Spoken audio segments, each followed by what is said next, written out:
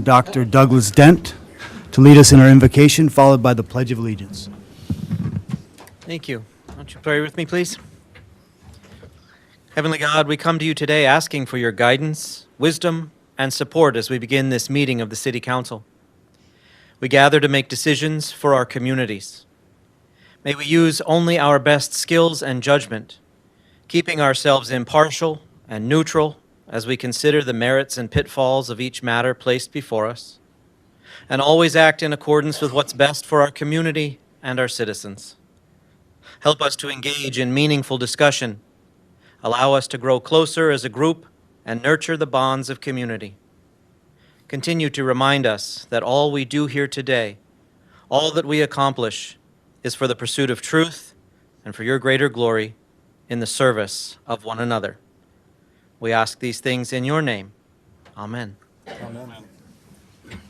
I pledge allegiance to the flag of the United States of America and to the republic for which it stands, one nation under God, indivisible, with liberty and justice for all.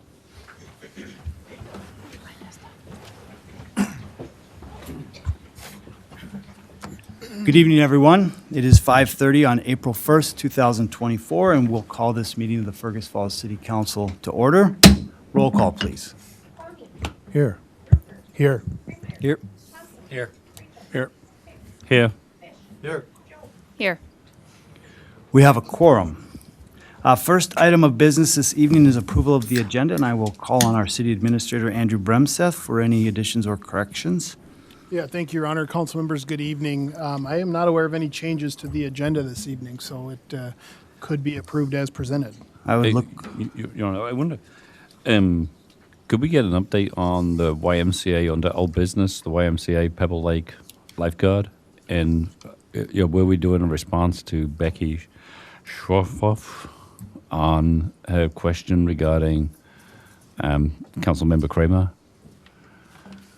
Sure, if there's unanimous consent, we can add those items under old business. Someone would like to offer a motion? Anthony, I think you just did. Someone like to second?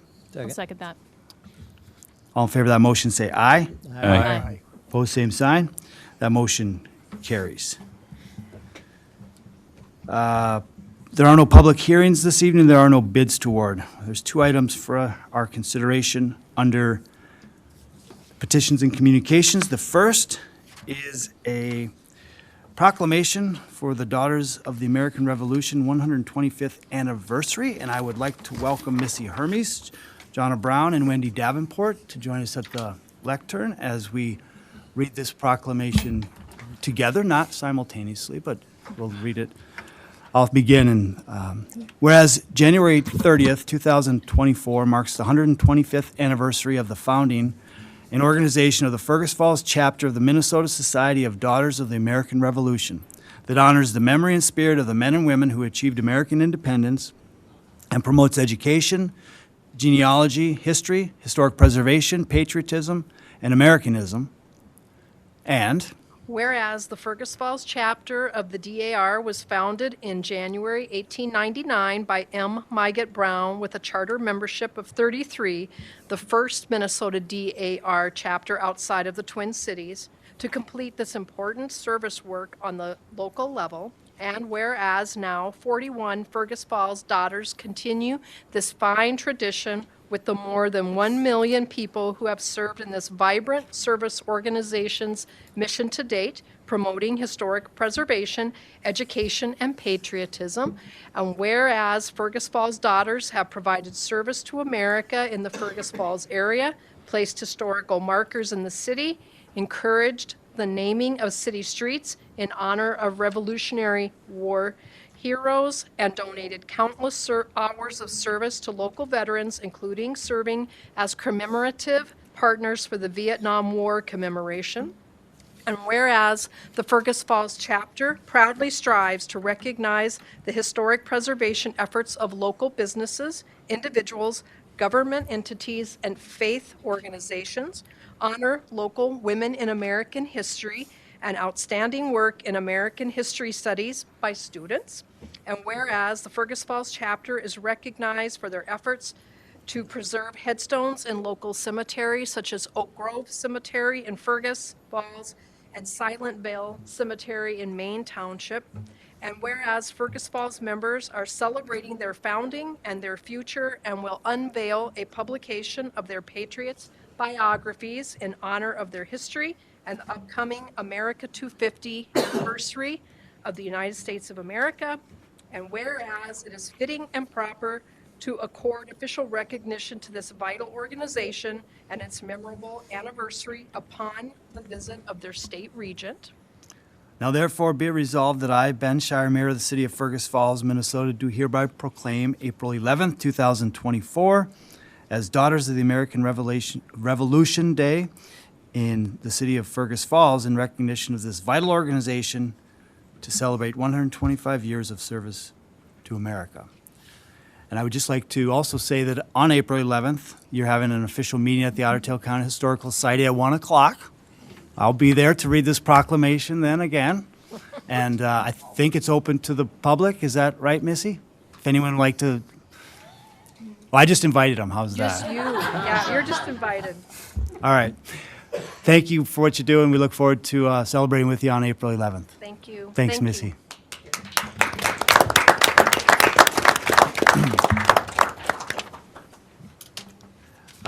Next item is a bicycle-friendly award from the League of Minnesota American Bicyclists. We have 3 members of the bicycling community, Sam Van Wenchel, Mallory, and Wayne, all of West Central Initiative Foundation. So welcome. Thank you. I'm Samantha Sam Van Wetchel-Meyer, and I am the current chair of Pedal Fergus Falls. I am Mallory Jarvie. I am the chair of the city's Bicycle and Pedestrian Advisory Commission. And Wayne Hurley, the past board chair for Pedal Fergus Falls and current board member for the Bicycle Alliance of Minnesota. And we want to start by thanking you for your support of bicycling and walking, making it safe and fun for Fergus Falls visitors and residents. And we're here to present the city with the Bicycle Friendly Community Award from the League of American Bicyclists. And we were going to be joined this evening by the Deputy Director of Bicycle, Bike MN, Bicycle Alliance of Minnesota. So you should have this at your places. She was not able to join us, but did share a note that I'm just going to read a piece of here. So Angela Olson says, the efforts of Pedal Fergus Falls and WCI have made education initiatives like Bike MN's nationally recognized Walk, Bike, Fun curriculum possible in ISD 444. The bike lanes on Cascade and College Way and access to trails like at Ferber Park give residents access to safe and fun places to enjoy the outdoors and travel through town.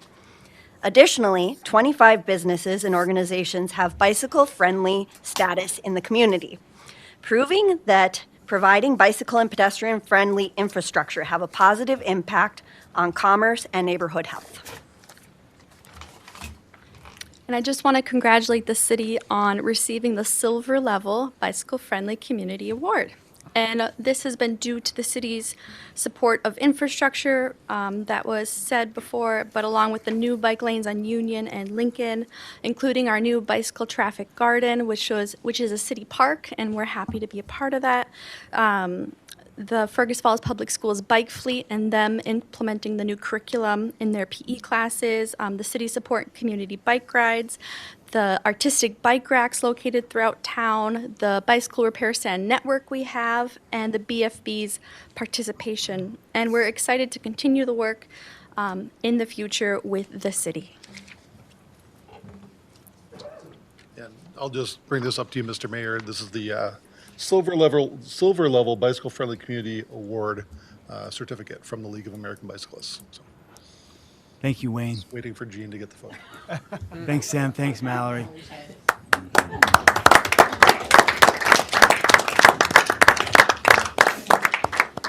Thanks.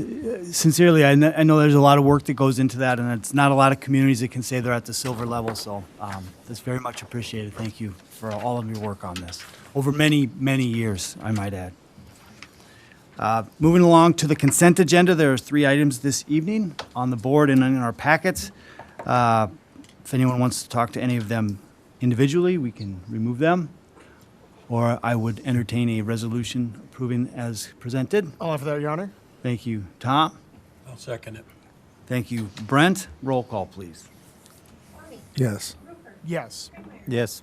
Yes. Yes. Yes. Yes. Yes. That resolution is approved. Under ordinance and resolutions, tonight we have the second reading of ordinance 57, 8th series, relating to tobacco sales in B2 zones. This has been before committee. It's had its first introduction and first reading. If there's any questions, we will send them to our city attorney. Roll call, please. Yes. Yes. Yes. Yes. Yes. Yes. Yes. Yes. That ordinance is approved. Item number 2 is a resolution approving the new city logo. Our communications manager, Jean Bowman, presented this on Wednesday morning, and we'll ask for her to give a brief overview again. Good evening, Jean. Thank you, Mayor and council members. Lynn, do you have the logo up that you could pop up on the screen? Sorry, I didn't give you notice about that. So I'm not going to go through all the comments I presented on Wednesday morning, but just as a reminder, we started down this path after you all approved the communications plan last September. This is a logo refresh, not a totally new logo. And when Lynn gets it up, I'll walk through some of the elements of the design so you can see what's similar to the past and what's not. This was the process of a new logo included a professional design person from Fergus Falls, as well as 5 focus groups. We had 3 external focus groups and 2 internal focus groups. I'll point you to the screen. We've got essentially the prairie, and tall grass prairie, and the addition, somebody from the senior center focus group added the element of geese. So we added the bird element up there on the top part. And the bottom part, you'll see the blue waves that are sort of a carryover from the falls in our other logos. So that's the piece of this that carries that forward. And this coincides also with the move from our long email and web address to the fergusfallsmn.gov address. So that timing is consecutive with that. And the other thing is, some people say, well, how come we don't get to all vote on that? And we went through some really particular moves to be sure that this is a business decision. It's not a popularity contest. So we had, marketing professionals from the community, as well as some student groups in the senior center, and of course our department heads internally weigh in on that. Design's really personal, and this is a business decision. So I would entertain any questions. We, once approved, we will roll this out on all our digital and electronic platforms, and as budget allows, which we discussed in September, we will apply it to our vehicles and eventually our water tower in 2027, I believe. Any Thanks, Jean. questions? And we can accomplish that through a resolution approving that new city logo? I'll offer that. Thanks, Scott. Don't like to say. Thank you, Jim. Questions for Jean? Roll call, please. Yes. Yes. Yes. Yes. Yes. Yes. Yes. Yes. That resolution is approved. Next item is a resolution amending the open forum policy, and I'll call on our city administrator, Andrew Bremseth. Yeah, thank you, Your Honor. Council members, at the last city council meeting, you all directed staff to try to capture the conversation that you had and bring back some recommended updates or changes to the open forum policy. I went through them in pretty great detail last Wednesday, so I won't go into that level of detail, but I do want to touch on kind of the red-lined highlights there that were actually changed within the ordinance. One of the things, based on the last conversation, that we're suggesting is to move the open forum to a time that is outside of the regular council meeting, as we define up here on the screen at 5:15 on the dates that the city council holds their meetings. The open forum really is an opportunity for the public to address their elected officials and ask questions, make comments, share their concerns. I know some people would prefer the ability to do that in a more informal setting, and because it would be outside of the meeting, it would not be televised, streamed, or broadcast. Having it before the meeting also allows the city council to add the item to the agenda that same evening, like we saw tonight. when it's part of the meeting, halfway through the meeting, the item that's discussed cannot be added to the agenda at that meeting because the agenda will already have been approved. We are asking participants to provide their name and contact information, not prior to speaking, but after they speak, and that's really twofold. One, so we can capture correctly the name for the minutes and to provide and preserve a record, and also so we can find the best way to follow up and respond to the speaker, address their question, provide follow-up, ask clarifying questions, etc. And then finally, just mentioning that if the information is available, the protocol will be for staff to provide a recap for the mayor to be read at the next city council meeting to ensure that we are following up on questions or comments that the public has. One of the things we talked about on Wednesday is that the intent is not to create additional work or have staff analyze things that the public brings forward, but really provide information that already exists, answer questions that are posed, and be a helpful resource for individuals. And I believe these changes will allow us to do that. Staff was not looking at changing any of the other requirements, as you can see within the policy. And I will note, Your Honor and council members, that the other local governments in Fergus Falls, the county and the school district, hold their open forum portions of their meeting outside of the regular meeting as well.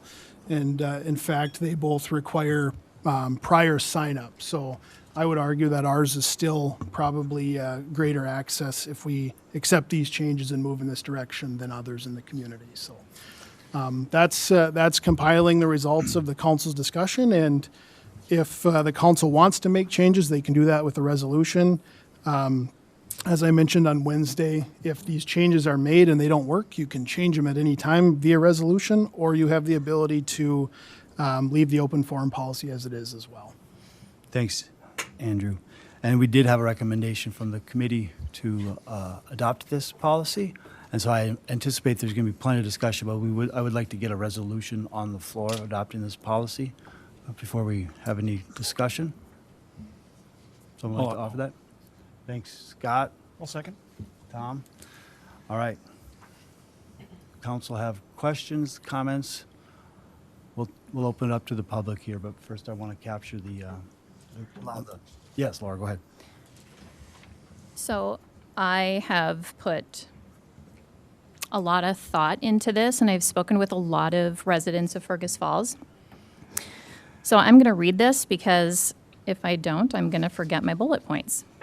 So I am going to advocate for the inclusion of the televised open forum during our council meetings. This addition serves not only to uphold the principles of transparency and democracy, but also to strengthen the relationship between our governing body and the community that we serve. Firstly, televising the open forum portion of our meeting enhances that transparency by providing residents with that direct window into the discussions and issues being raised within our council chambers. Moreover, a televised open forum promotes active engagement by offering the residents a platform to voice their concerns, share their perspectives, and contribute to the decision-making process. Our city is comprised of diverse voices and viewpoints, as we have all experienced. And it is essential that every resident feels empowered to participate in shaping the future of our community. Furthermore, televising the open forum portion of our meeting increases accessibility for the residents who may be unable to attend in person due to various constraints such as work commitments, mobility issues, or caregiving responsibilities. By broadcasting this discussion, we eliminate barriers to participation and ensure that all residents have an equal opportunity to engage with their local government. In essence, the inclusion of a televised open forum during council meetings is not just a matter of convenience, it's a reflection of our commitment to fostering a truly inclusive and participatory democracy. Thank you. Thank you, Laura. I can have my 10 cents, but I just, oh, sorry. Yeah, no, please. Please go ahead, Anthony. Thank you. I, Please. not quite as eloquent as Laura was. But That's why I wrote it down. I equally would propose that it's televised, as kind of brought up at the committee of the whole. I think, as our communication director kind of pointed out, there's over 100 people watch on the YouTube channel. So I think, that 100 people are obviously engaged enough to take the time to watch. And obviously, if we, curtail that, then that means, potentially we would have another 100 people in the room. And I think, as was pointed out, the room isn't big enough to kind of house 150 people. I think, this evening we just, read a proclamation for the Daughters of the American Revolution. And, that was about free speech. And, so I think, on one hand, we've just advocated and endorsed a program, and then on the other hand, we're trying to take something away. So I think would like to see that I can live with it being outside the council sort of meeting proper, but I would like to see it at least televised or streamed, or however you want to say the word. Thanks, Anthony. Yeah, Mr. Thank you. Kramer? Thank you, Mayor. Just a couple things regarding the open forum. Did some checking, did a little investigation, and Breckenridge, Detroit Lakes, Alexandria, Moorhead, I believe, all video their open forum meeting. In my opinion, it doesn't matter if the school board has theirs videoed or not. As with Otter Tail County, I don't feel that is should be a factor in our decision. I think what that shows is then we're all on the same boat. And I think as far as transparency, as I agree with the others, is that it needs to be videoed so that people can actually see what's going on, those who can't be here.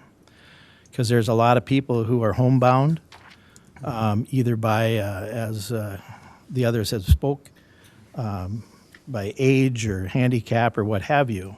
And I think that they really need to be able to witness and feel part of our community. We talk about inclusivity. This is it. This is everyone. And I think everybody needs to be able to hear this. And, not all, there's some open forums that there's a lot of great discussion with very positive things. There are some negative things. But that's life. And I think we need to be able to speak about these things openly and honestly. And if something is on somebody's mind, they should be able to feel free to walk up to that podium and speak about it. So, I don't think the school board or Otter Tail County has any part of this decision or what we should do just because they do it.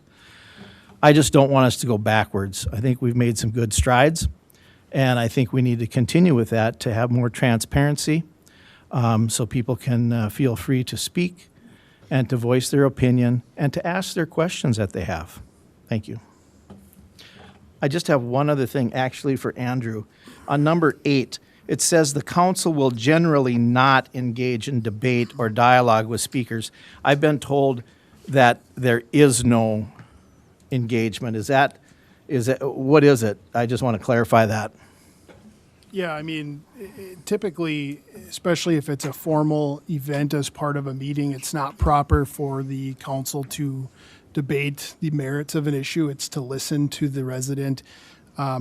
If you make the change where this is outside of the meeting and it's a more informal setting, I think the argument was made by the council 2 weeks ago, I guess, that that would allow for the ability to have more back and forth. And the informal nature of that dialogue or that setting would allow for more dialogue. So really, ultimately, it's up to the city council to adopt the rules that they want. Would you maybe agree then, if that's the case, that if this is before the meeting, that if there's dialogue back and forth, that we're going to go beyond the 5:30 time when the meeting should proceed, so people won't be heard? Is that, generally, that's what I'm kind of hearing here, is if there's more dialogue, and let's say there's, 4 or 5 people that want to speak, and there's dialogue, that's going to go back and forth. So it's going to come to 5:30 and we're going to have to shut them down to start the council meeting. I mean, what would happen in that case? Yeah, that's part of the reason why there is a time limit related to speakers. It would be ultimately up for the chair of the meeting, in this case, the mayor, to ensure that that's done in a timely manner, and the council meeting that's set for 5:30, which is our standing meeting, would take place at 5:30.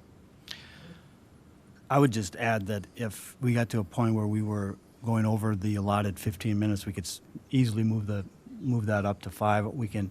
Other bodies that I've talked to have hold those meetings after. Certainly, we wouldn't not allow people to talk if that's, just to make that clear. Certainly, we would give them the opportunity to do so, regardless of when the meeting is held. Jim? I personally like the idea of having that done before the meeting, because if something is brought up at that time that we could actually put on the agenda, we can do that. As it is right now, anything that's brought up has to wait until the next meeting to be discussed. We could bring it up at that meeting. Whether it's on TV or not, that doesn't bother me. But I do like the idea of having it before, so if there's something that we could actually bring to the meeting, we can add that to the agenda. Yeah, Tom? I'm not interested in suppressing anybody's free speech by any means, because, we will still have a way for people to come and to voice their concerns in front of the council. The issue that I have is with putting the open forum portion on with the stream of the official council meeting, is that anybody can come in here and say whatever they want. And being during a council meeting, it adds an air of legitimacy, and it adds, if somebody comes with a really far out stance on something, or you name it, these days anything's possible. Now that person or that group has a YouTube link, they can say, here, we brought this up, and everybody come and look at our link. And if they're promoting misinformation or making allegations that are not appropriate, boom, it's there. It's in our official meeting for all time. So we're not proposing to stifle anybody's free speech. We'll have a time when people can come and they can address the council. And plus, with it being before the council meeting, if council members choose to have a dialogue at that time that would present the opportunity to do so. The reason that I often don't engage with any of the open forum is because I'm hearing about something usually for the first time, and I want to take the time to, ask staff questions and get background on the issue, or, really sit down and think about what my feelings are on that particular issue. So I'm all for people coming and speaking at the open forum. I think it's great, and we want to hear from you. I'm just not in favor of that becoming part of the official, meeting that is streamed online. So that's why I'm not in favor of televising it. But other than that, I invite people to come in and say what's on your mind. Thanks, Tom. I guess I'd just give you my 2 cents, because I was the one who suggested that we move it off camera. And I've always been on record as supporting the open forum and the public's ability to address their elected officials. I feel strongly about that still. When we changed the policy not quite a year ago, I feel like there's been some conversations that have taken advantage of that. I've never been in support of the open forum being a platform for somebody to reach beyond. That is a platform, that is the podium where you address your elected officials. We can do that before the council meeting in a more effective way that I think will limit some barriers for some people to address people at an official meeting. I also think that if your message wants to go beyond that platform to the elected officials in this room, then I think you're at the wrong place, quite honestly. And I would ask if the conversations that we've had over the last several months at the open forum would happen if that wasn't televised. If the people are truly trying to talk to their elected officials. That's the purpose of that. This is a meeting of the elected officials of this community to do the business of the city. It's open to the public. The public has the right to view these proceedings. I have always tried my best, and I've not been perfect, but I've always tried my best to include the public in those conversations. What this is not is a platform for anyone from the community to come and talk to anyone else in the community. That's not what this is for. There's other platforms for that. There's town halls, there's newspaper, there's ways to do that. That is not what this meeting is for. That's not what this is for. I will always support the public's right to address the elected officials. That's what the intent of this has always been. And I think that if anyone wants to say that that can only happen if it's televised, then I think they're missing the point of what the open forum is truly about. So, others? I think, going back to the inclusivity, I think people have a right to see that, to see any type of communication back and forth. And who am I to say if I don't agree with somebody? People can speak, and I see no problem with that. If I agree or disagree, it doesn't matter to me. They should have that forum to speak. Thank you. In transparency, I don't know, we do everything out in the open during our meetings, and as far as open forum, I'm not sure what we're trying to try to hide. They're going to come and ask some questions. We're not trying to hide the questions. We don't know what the questions are going to be. I have no idea, but that's not part of our business. And I don't agree. I mean, whether it's televised or not, it's not taking your freedom of speech away if it's not televised. I mean, that doesn't make any sense. You come up here and talk to us, whatever you want to do, whatever you want to say, whether it's on film or not. But I just think transparency is a bad word to use when it's not part of our business. We're here to listen, but it's not. We're taking trying to hide something. There's nothing to hide about it. Just, I agree with Ben 100%. It turned into a platform, and we're here to listen. And of course, the people are going to come up and speak. I'm sure they're going to. It just shows that is a platform for them because they want to be on TV, I believe. So it's been abused. I don't like it when it's abused. It makes us look foolish, and we had rules to follow, and I just want to follow the rules. So. And just, one other clarification. Councilmember Kramer, I think you mentioned Alexandria. I actually talked to the mayor of the former mayor of Alexandria today, and I think they eliminated their open forum policy completely because people were taking advantage of it. So that's what I was told by the former mayor of Alexandria. But that's probably neither here nor there. Like you said, I don't know. It's our business to decide how we're going to conduct our business. Because my information that I got was just recently, so if it's a former mayor, maybe he's off a little bit, but or she, excuse me. Maybe she's doesn't remember. Maybe when that changed, but I heard that it's still there. So we'll check it out. We can check it out. Thank you. We can agree on that. All right, Scott. I guess I better chime in too. I think that the points I would go with on this is that I think having it outside of our council meeting is better. Again, not having it as a part of the business of the meeting. This is a business meeting. We've got multi-million-dollar budget and policies and things to take care of, and that's the business that we're here to do. And we're happy to hear from people. As some of these questions have been raised in the past, the reality is any question can be brought to any of us at any time. We've got email addresses, we've got phone numbers, and I get contacted by people. The staff gets contacted directly by people. If there's someone with a question or that needs to know, what's to do about this, what's to do about that, it's not that you can't get that answered directly. There's lots of people here that would be more than happy to get your call, get your email, and deal with that question. So having the opportunity to reach us is wide open. It's not like this is the only way it can happen. But I think that there probably does need to be a way to allow for a more town hall style opportunity for people to hear what other people are hearing at the same time, because sometimes that's important. And Al tried to do some of those things last year with the town halls. Frankly, they had a purpose and maybe made some people feel better about their opportunity to have something to say. I think if you try to measure any success of any changes from those meetings, it's pretty hard to find anything, frankly. But there was an opportunity for people to have their say in a public setting. And if those had been recorded and been allowed to be viewed on YouTube, that might have answered some of the questions that people have had about transparency, but they weren't set up that way. And maybe there's an opportunity for us to find a way to do that. The way this is written and presented now doesn't allow for that. Perhaps the staff could look at an opportunity, a way to, propose something. I'm not trying to propose something now. I'm just suggesting that might be a way to address that question. That's what I got. You're suggesting a separate, like, listening session outside of this policy to, Yeah, maybe we do one a year or two a year or four a year, or maybe the council members get involved in hosting it or doing it, at the library or at the Bigwood. I mean, there's lots of things that you could do to facilitate something like that outside of this business meeting. maybe we could point ask, making.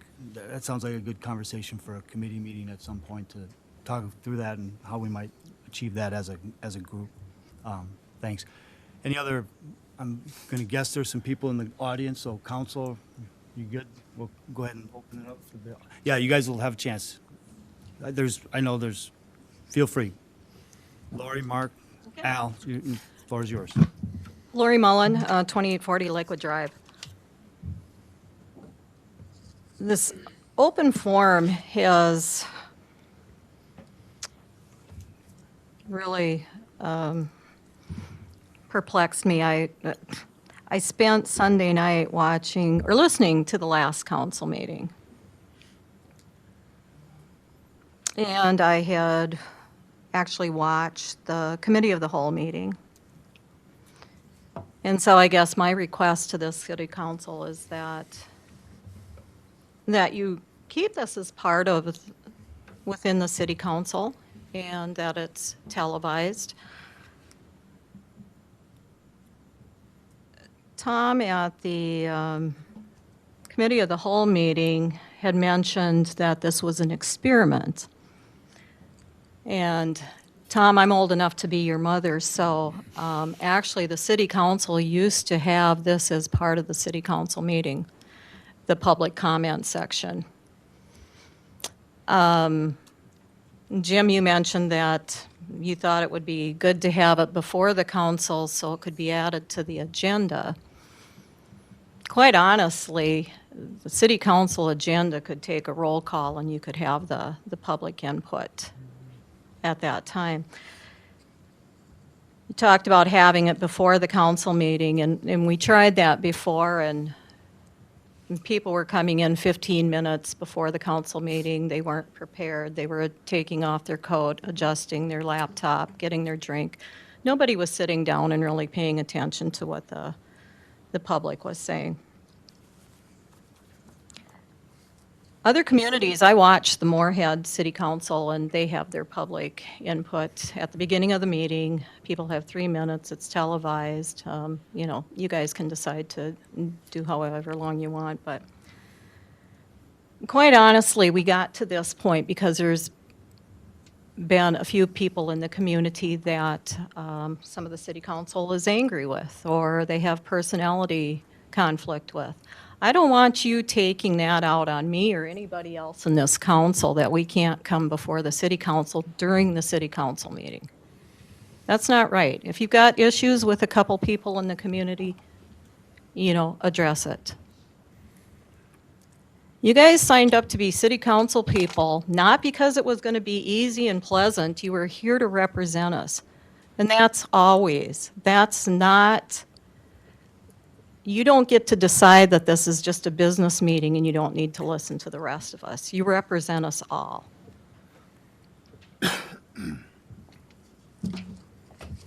If there's significant items that need to be addressed, just like Jim said, if it's done during the city council meeting as first thing, you can, as a council, make a motion to add it to the agenda or add it under new business. That's not difficult to do.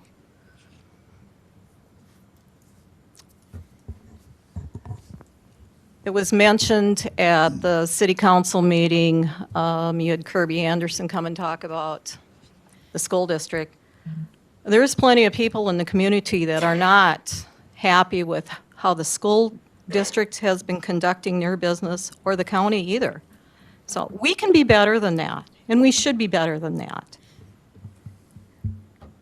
When you go to the city website, here we have inclusive and welcoming committee that Jean and Clara sit on. I went to that meeting in November and there was no city council people there. Ben, you did the intro. In the session for government, you guys barely got a passing grade for inclusiveness and engaging and participating with the community. That should say something to you. This is an opportunity to engage with the community, and even if you have issues with some other people, don't squash us all.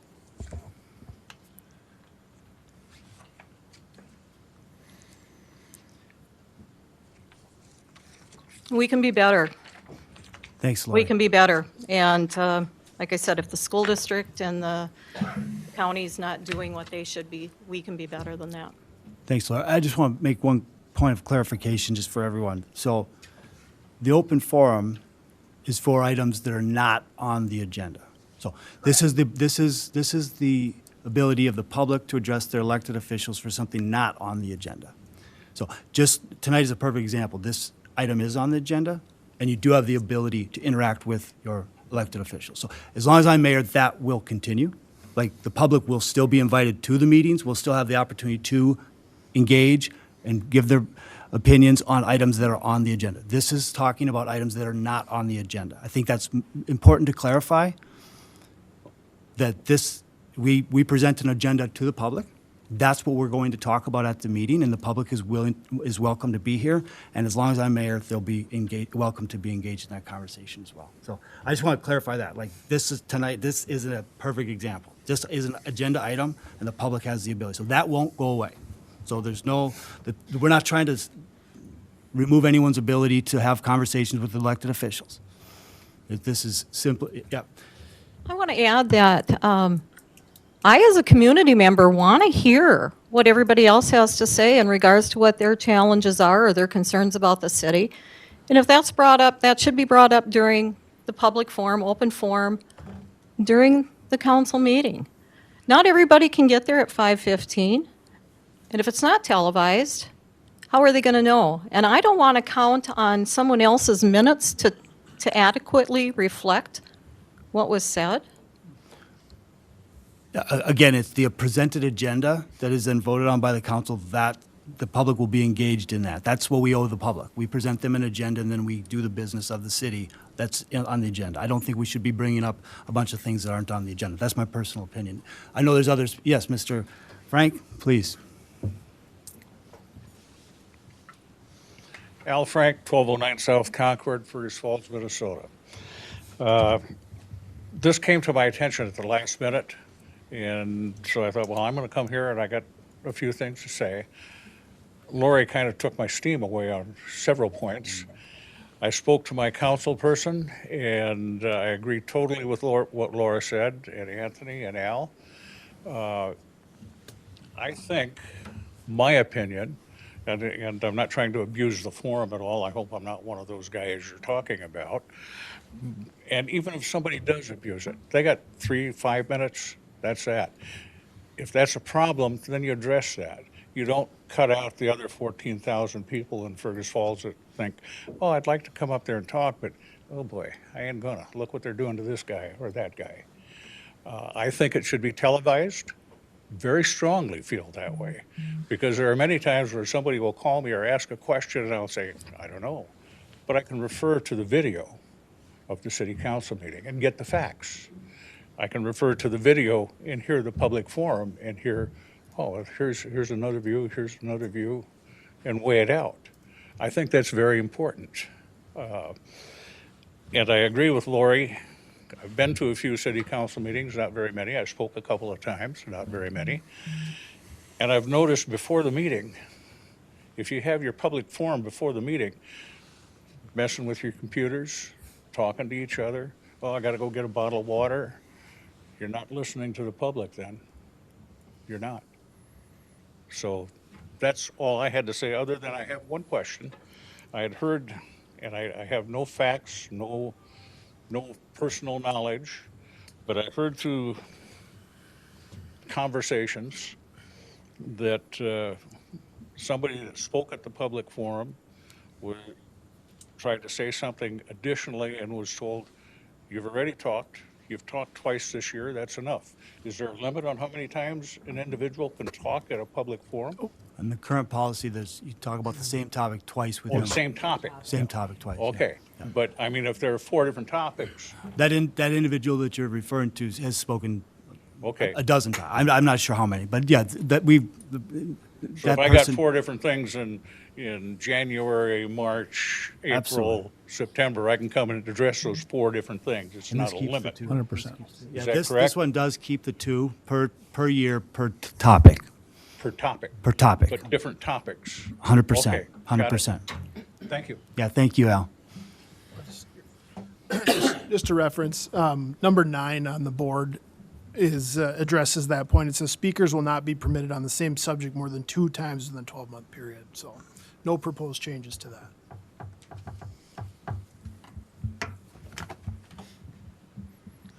Hello, my name is Debbie Smith. I'm from Fergus Falls. Laura, I completely agree with you. My first reaction when I saw that there may be changes, proposed changes in the open forum, my question was, what was the catalyst for that? And then I thought about how I interact with my adult sons. I've always told them, the only time I will ever be angry with you is if you agree with me because you're afraid not to. Well, now I can learn how messy communication can be. And there are times I wish they would just agree with me. And I sometimes wonder if you want to cut down transparency because communication gets messy. Sometimes it gets emotional. We're human. We try to control it, and each time we get to practice by looking all of you in the face, it gets better. We need to be heard. You need to be heard. And that's what these open forums are for. I'm always surprised the number of people that might get a hold of me. I never even thought about it being televised. I mean, if I had known, I would have brushed my hair and dressed differently. But you know, this is supposed to be spontaneous. This is how you learn what's going on in your community and what people are really thinking.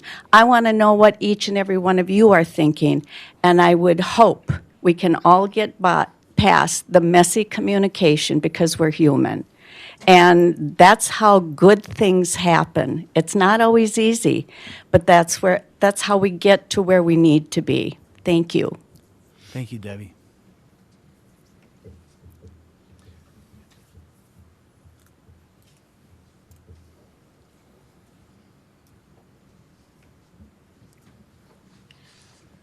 Let me run into the bridge. There was an open forum Just for the record, just go ahead and please, Mark Mr. Layton. Layton, please Thank state your you. name and address. Thank you. under item F today. Was there an open forum announced? I wanted to speak about the franchise tax. Now, Good point. I will Good- discuss. Good point. We'll come back to that, Mr. Layton. I mean, you can speak on this. I'm sure you want to talk on this too, but no, you're right. I don't think I did. Open the floor.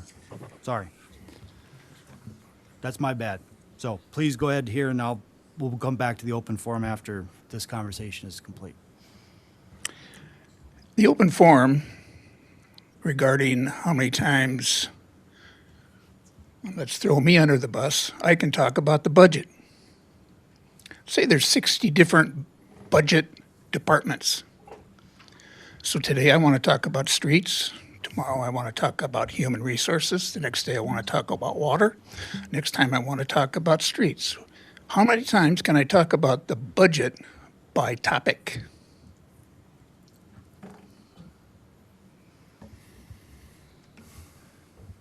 I understand. I believe, as Laura gracefully said, that this should be part of the minutes. It should be televised. And if it's not televised, can I bring my own TV crew in and publish it?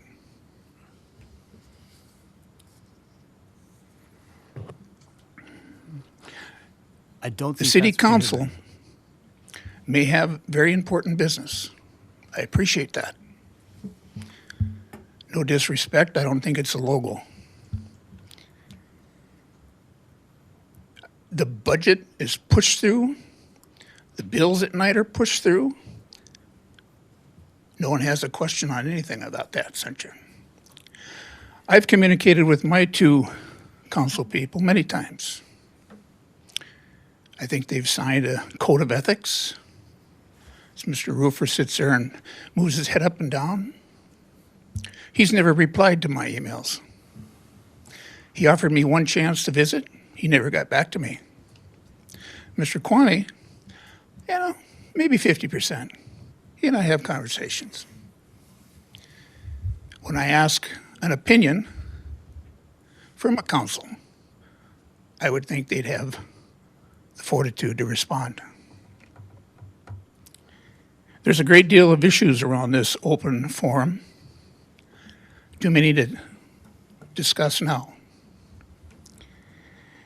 And Ben, you and I have gone around this before.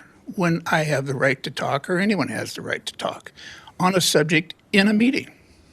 Very difficult to get your attention. Tonight I wanted to talk about the new logo. I was not honored. I've many times, day one, you and Ralph and I went around that a little bit. You're the gatekeeper. And many times you ignore the people in the council room during a council meeting. So I have a few points. Number one, if I'm going to talk about budget and it's a different division, I would like to see an answer. If it's not televised, can I bring my own TV crew in and tape it? And many of the other subjects I think are important that this community, the people I represent and who talk to me, have an answer from the council. Thank you. Thank you, Mr. Layton. Others wishing to talk?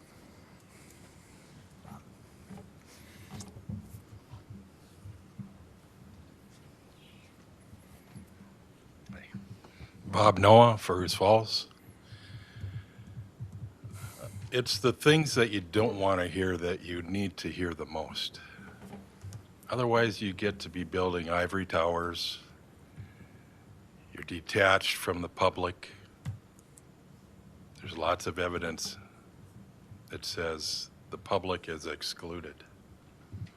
This new logo, prime example. Why wasn't there some sort of a contest? Why not release the creativity of Fergus Falls? Why not include the public on something like that? Because it's representing our whole community. What's a business decision? I hear a lot about business. Are you even aware? Are you aware that you're excluding the public? And this not televising the suggestion of yours, Mayor? It wasn't a suggestion of the council. You brought it forward. You're very adamant. Let's not televise. Let's not let anybody hear what we have to say. Yeah.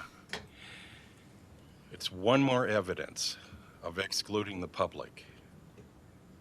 I'm standing right in front of you. I'm one of the public, and I'm telling you, and you don't believe it because you're so locked in. So locked in.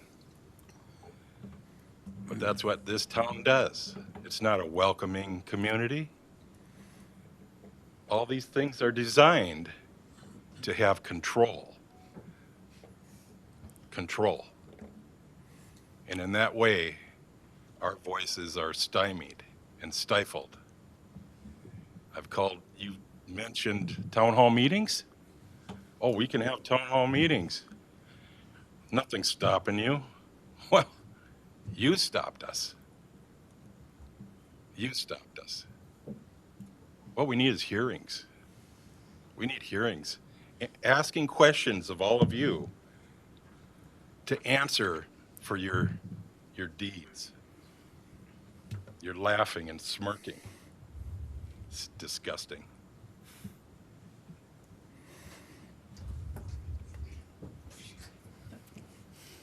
Thank you, Mr. Noah. I'm Desta Hunt, a former council member and from Fergus Falls, 901 South Martin. I guess I promised myself I would not do this. Absolutely not. My only concern is, I remember, and Jim was on the, I was on the, gosh, you're old, Jim. That makes, anyway, I think. So are you. I know it! I thought about that after I said it. Okay, but I know that one of our problems always was whatever we did, somebody out there didn't know, and they'd say, I never heard about that. That's what I think the forum does. It gives televised people one more opportunity to maybe know what you're doing. I tend to think that most of you are there to do the very best you can for the city. I know a lot of people thought I was a flake, and no sense doing that. No, absolutely not. But I did for the city, and every single one of you is concerned for the city, no matter what. So the only reason I would say yes to televise, but I think it should be written a limited time, 10 minutes, 5 minutes, 3 minutes, 2 minutes, whatever. But so that's for everybody, not just those who come with an answer that may fit 2 or 3 of you. But I think in this resolute open forum policy, it ought to include an information to say 10 minutes this or 3, whatever you decide on, 2 minutes, 3 minutes, whatever, a time limit, and then, answering, you can answer things, but this is another way to get out information, and that's all I'm thinking of. See ya. Thanks. Thank you, Desta.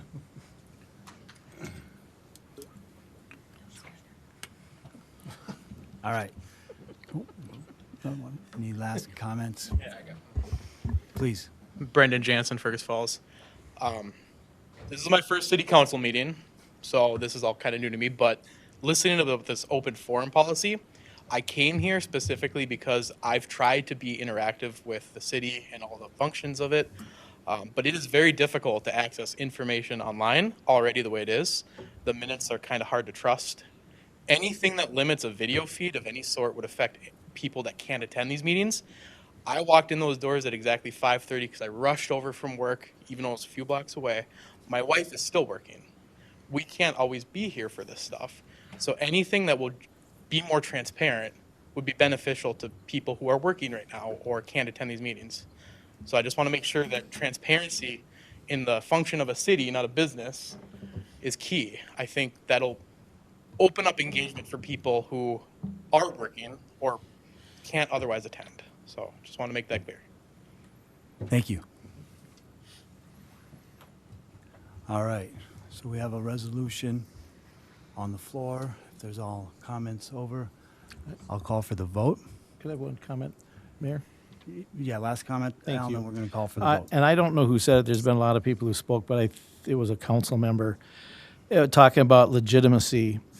And the way I took it was, maybe Lynn, you have it in your minutes, but it sounded like if it's in the meeting, it's legitimate, but if it's not in the meeting, it's not legitimate. So I have an issue with that because I think everybody's voice is legitimate. And that's, I feel that deeply, that if it's legitimate, if that's the way it's defined, then it should stay within those meeting parameters. Because things are referred to as not legitimate if they're not within those meeting parameters. Thank you. Yeah, thanks, Al. I don't think you're referring to anything I said, but I just want to clarify, because I did talk about being in the meeting, and we're required by law to present to the public what we will be discussing during that meeting. So that's not saying that anything is not legitimate, but we do present an agenda to the public however many days in advance is required by law, and we follow that law. So I think that, I'm not sure if that's what you're referring to or not. But anyway, we have a resolution on the floor. Roll call, please. Yes. Yes. No. Yes. Yes. No. Yes. No. A resolution is approved.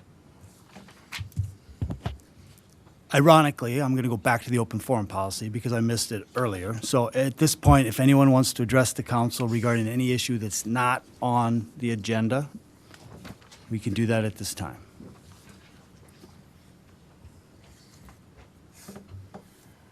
Mark Layton, I'd like to address the franchise fee. I pulled together a quick household budget. Fergus Falls mean income is $45,000, so I'm using a budget of $71,000 per household. I've looked at the tax burden and utility burden of a typical homeowners. Home insurance, city utilities, electric, natural gas, real estate taxes, cable, phone, auto, insurance, county, gas, license taxes. Mr. Layton, would you speak up just a little bit? I'd love to. Thank you. In regards to this personal budget, under home, your tax burden, you have tax on your home insurance, you have tax on your city utility, you have a city utility, you have an electric tax, you have a natural gas tax, you have real estate taxes, you have taxes on your state, your cable and TV, and you have taxes on your phone. Under your auto, a living budget, you have state tax on your insurance, you have wheelage tax from the county, you have state and federal tax on your gas, and you have a license. Under a living budget, I'm sure you all are aware of, health, beauty aids is taxed, entertainment is taxed, miscellaneous is taxed, clothing is taxed, and then you have your federal, state, Social Security, and income tax. This household at $71,000, I've estimated that the typical tax burden is $24,000 out of 71. So when you come and tell the constituents that this franchise tax is just $5 here, $10 here, $20, whatever it is, continues to push on these families. Now remember, this is a family median income of $71,000. I have taxpayers come to me and say, you know, my Social Security check is $750 a month.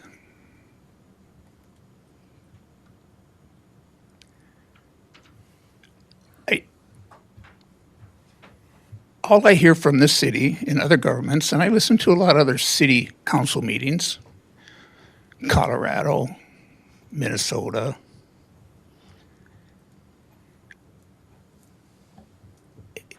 I never hear anybody cutting spending. Never. It's just another tax, another fee, another utility increase.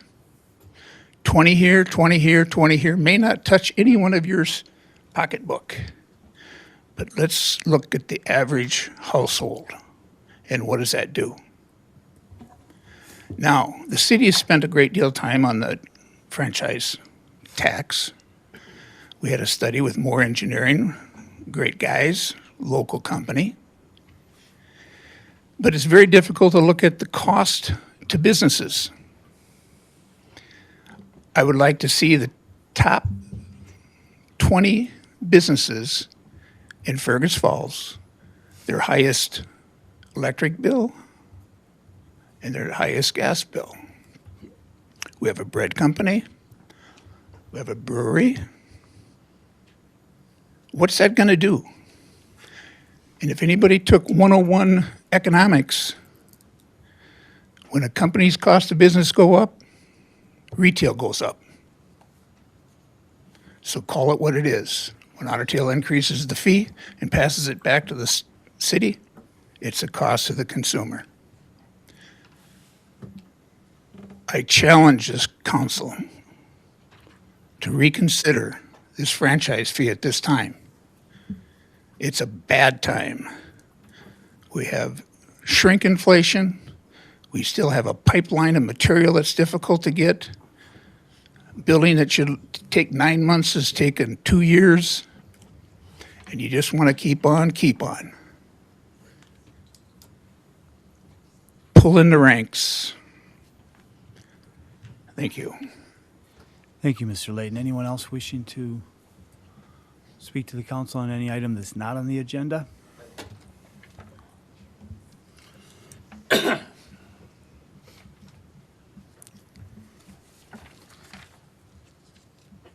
Bob Noah, Fergus Falls.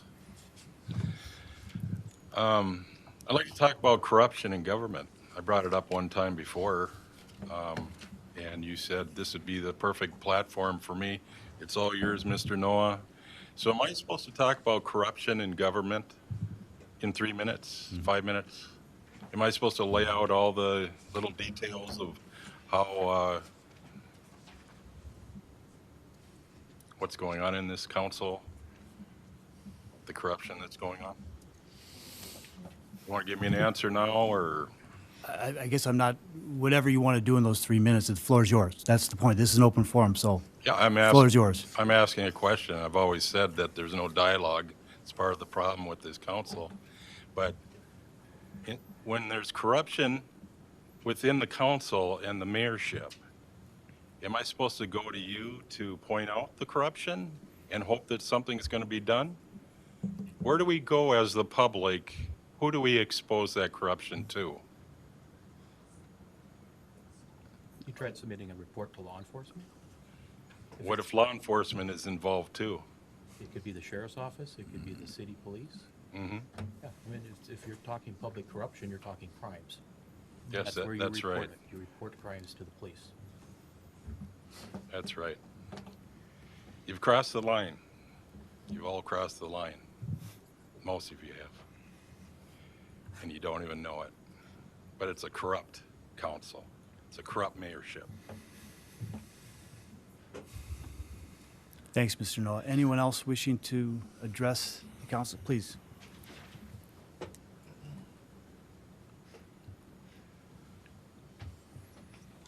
Hi, Pam Ballard, Fergus Falls. I don't probably pay as much attention as one should to the city of Fergus Falls agenda and everything that's going on. And I I follow on the Facebook page, and that's where I first found out about this logo that is going to be changed. What is this logo going to cost the taxpayers? Do we know? The design was paid for last year, it was $2,000. What's the cost of it changing everything in the city? What's that going to, is that going to cost the taxpayers extra money? It'll be included in budgets going forward, as we discussed last Yeah. September. And I guess what really irked me is I saw on the Facebook page about it, and I'm like, well, it's, nice logo, but a logo doesn't encourage, if I was going to move to a city to live or have a business, the logo isn't the first thing I'm going to look at to go. And I guess what really irked me on the Facebook page was we don't care for public input. But public is going to be paying for it, but you don't want public input, or that we don't have a say in anything that's going to be costing us money. To me, that doesn't make sense. I mean, if the public is going to ultimately be paying for something, should there be more outreach and exposure to what they want to do? This is our plan. I think public input should be a part of a decision in what the city is going to do. If public is paying for something, the public should have an input. That's what I believe. And I think it's rude to say that we don't have any input, no right to an input. Thank you. Thank you.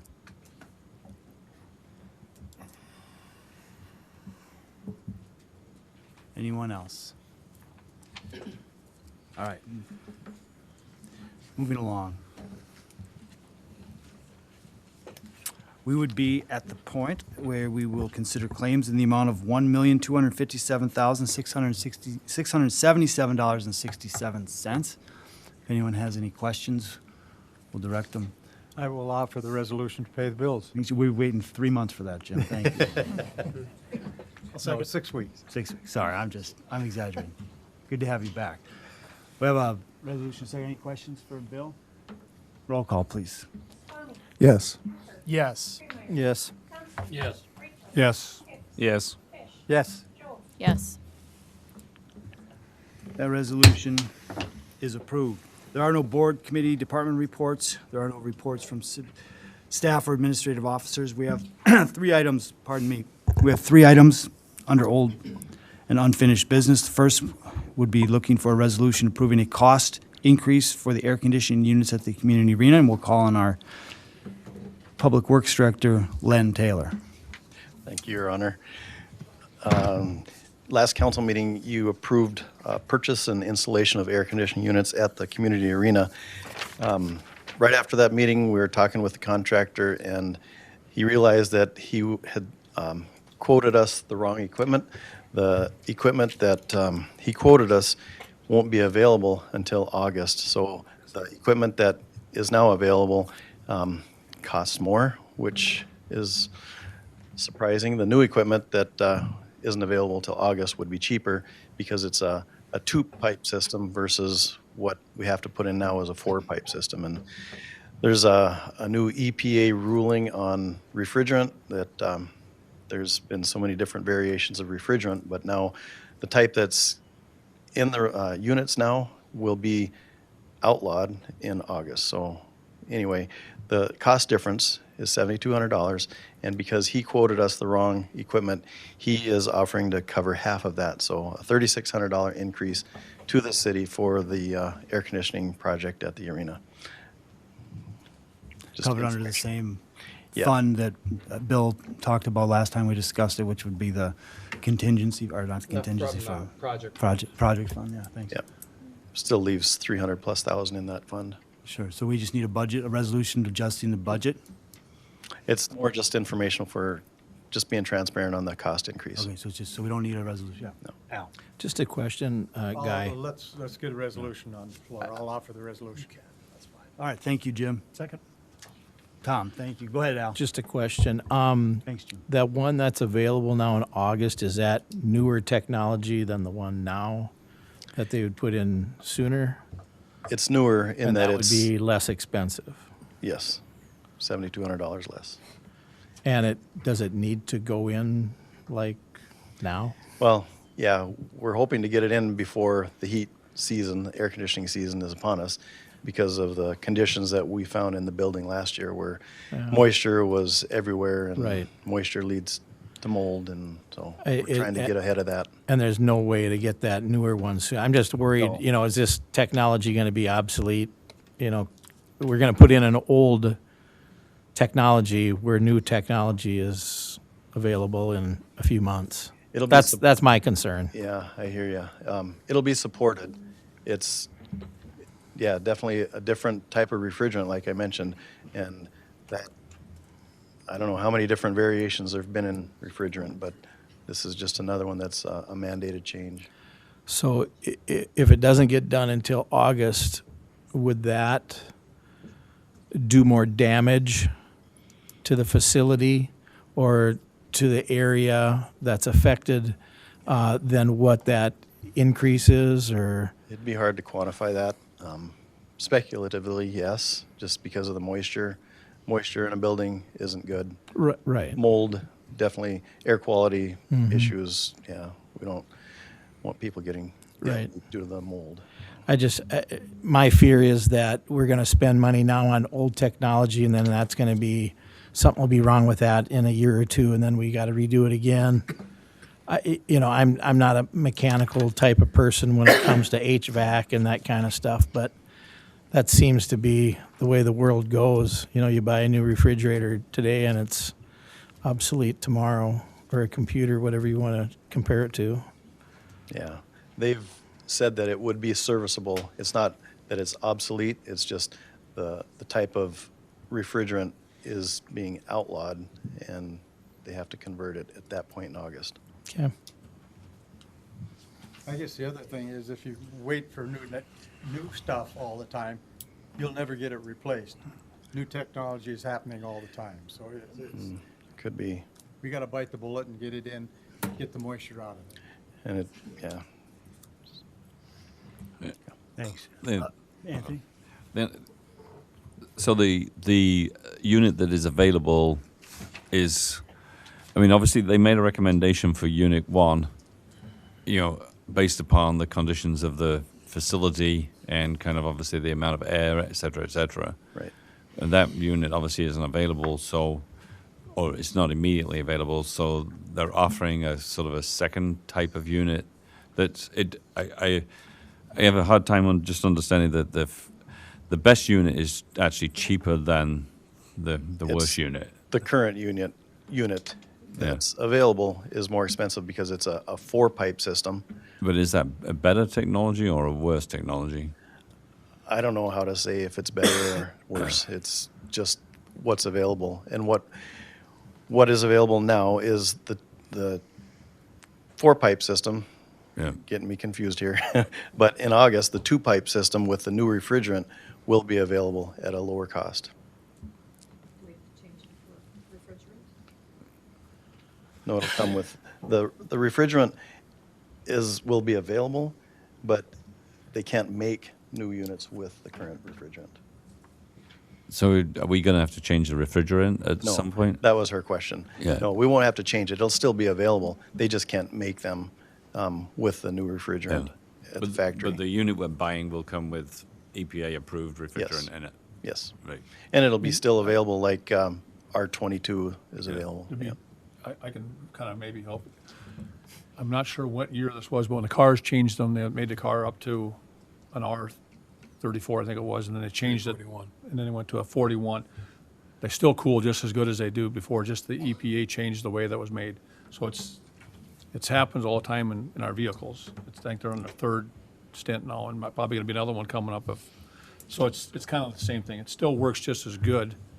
It's just that the EPA said, no, we don't want that made anymore. So I think that's kind of what I'm getting out of this. Yeah, I'm not 100% clear on that. Well, if you Because buy- are you saying that the unit that they're proposing today is going to come in with an old refrigerant versus the new unit that they were proposing being a newer standard of? It'll be called, it's the refrigerant 410A. Yeah. So And that's what's It's in available. both units. That'll be in the unit that we get in now. Yeah. Yes. And so that will, in August, that's not allowed to be manufactured or put into new manufactured units. Right. So We won't have to change it. no, it'll still be available for purchase, just like other refrigerants are Right. available. They just can't make them with that in it. Because refrigerant's expensive to not only Yes, to it buy, is. but to dispose of. Yes. Yeah. All right. As long as you're happy that we're not going to change refrigerant in a year, then I'll be happy. Right. All right. Everyone good? We have a Scott. Sounds like the question really is just a supply chain deal. If we could get the other unit now, they'd be more than happy to put that in, correct? They just can't get it. They So just if we're going to can't get have it, something right. before the summer, the 4-pipe system that's the option we have. It is, right. Good. All right. Roll call, please. Yes. Yes. Yes. Yes. Yes. Yes. Yes. Yes. That resolution is approved. Thank you, Guy. Update on the lifeguards? Yes, thank you. The update is there is no update. So just within the last hour and a half, or maybe 2 now, I've called Jeanette and left her a message, and I'm hopeful that we can get together tomorrow Okay. and work out a deal. Okay, thank you. Thanks, Guy. Next item is just a quick update on the last open forum request that was made 2 weeks ago. Yeah, thank you, Your Honor. Council members, the request as presented by Ms. Schwartzhoff was wanting to understand if the actions at the previous meeting were in violation of the city charter, which would declare a vacancy. And I guess the update is this: we've deferred that issue to the Charter Commission. They meet on April 9th, which is next Tuesday at 7 a.m. And the thought process was that the Charter Commission, who is appointed by the district court to oversee the charter and to work on the charter and study the charter, would be in the best position to answer that question as opposed to the city council or myself or the city attorney. So we have asked the Charter Commission to take up that topic at their meeting next week and then report back to the city council with their opinion or findings as to whether or not actions violated the city charter and what they could potentially recommend as next steps. All right, thank you. Thank you for that. So I don't think we're going to, so at this point, we will be closing the meeting for real estate transaction. We are going to open? We will. Okay. So we're going to be closing the meeting for a discussion regarding real estate transaction pursuant to Minnesota Statute 130, or 13D.05, and also to discuss labor negotiations per statute, Minnesota Statute 13D.03. We will be opening the meeting after the closed session, so the meeting will be reopened, so anyone's welcome to come back in. But at this point, we will be adjourned to regular session.